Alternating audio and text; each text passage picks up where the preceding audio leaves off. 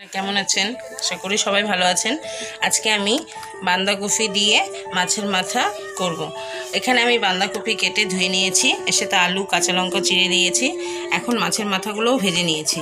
এখন আমি এটাকে রান্না করব। এতে তেল ছিল অল্প, আবার তেল দিয়ে দিচ্ছি।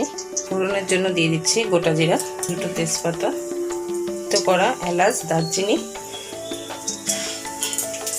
তেলের মধ্যে দিয়ে দিচ্ছি আলু, একটু হালকা ভেজে নেব।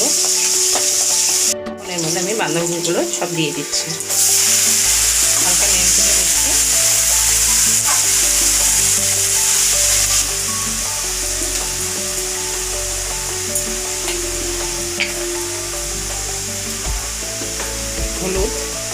হলুদ লবণ দিয়ে নেড়ে চেড়ে নিচ্ছি।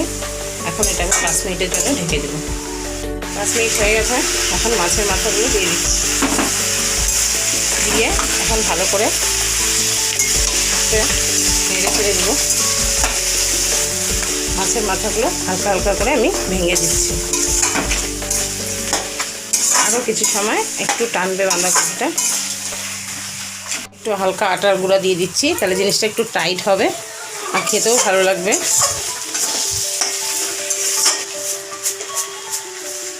হালকা মিষ্টি দিয়ে দিচ্ছি, চিনি, আবার নেড়ে চেড়ে দিলাম। এখন এর মধ্যে আমি গরম মশলা দেব, হালকা গরম মশলা দিয়ে দিচ্ছি।